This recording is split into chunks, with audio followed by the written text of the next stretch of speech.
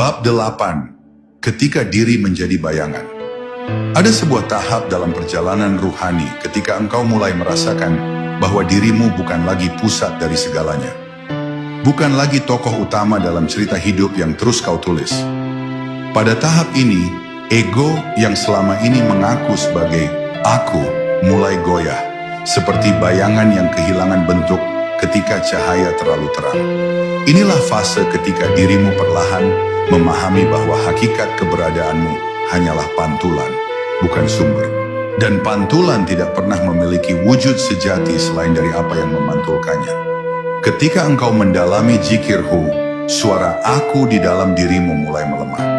Ia masih berbicara, masih menuntut, masih ingin diakui, namun volumenya tidak sekuat dulu.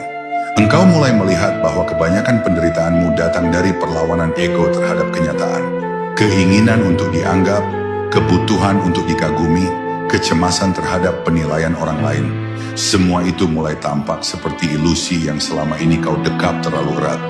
Dan ketika engkau meletakkannya perlahan, engkau merasakan kelegaan yang tidak pernah engkau temukan melalui pencapaian apapun.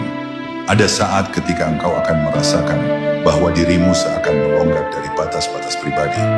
Engkau tidak lagi merasakan garis yang tegas antara aku dan bukan aku. Keheningan batin membuatmu menyadari bahwa hidup bukanlah tentang mempertahankan identitas, tetapi tentang menyatu dengan aliran ketetapan yang jauh lebih besar daripada keinginanmu sendiri. Para sufi menyebut keadaan ini sebagai menjadi seperti air, mengikuti arus tanpa kehilangan esensi, lembut namun mampu membelah batu. Dalam keadaan ini, engkau tidak lagi memaksa hidup, tetapi membiarkan hidup membimbingmu. Namun yang paling mengejutkan adalah saat engkau mulai merasakan bahwa semua yang selama ini kau klaim sebagai milikku, pikiranmu, perasaanmu, tubuhmu, bahkan nafasmu, ternyata bukan milikmu. Semuanya bekerja tanpa engkau kendalikan. Detak jantungmu tidak menunggu izinmu, aliran darahmu tidak meminta instruksi, bahkan inspirasimu, ide-idemu, ketenanganmu, semuanya datang seperti tamu yang tidak kau undang. Ketika kesadaran ini mulai tumbuh, engkau akan melihat bahwa seluruh keberadaanmu hanyalah pinjaman sementara.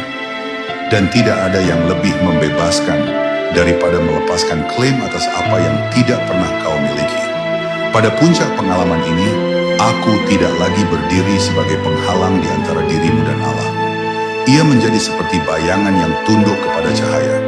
Dan dari titik itu, engkau memahami bahwa melemahkan keakuan bukanlah hilangnya identitas, tetapi ditemukannya jati diri yang lebih sejati, yang tidak berubah, tidak terikat waktu, dan tidak bergantung pada dunia. Ketika aku menjadi bayangan, yang tampak adalah dia. Ketika suara dirimu mereda, yang terdengar adalah hu. Dan di sanalah perjalananmu memasuki kedalaman yang lebih halus, lebih lembut, lebih sunyi.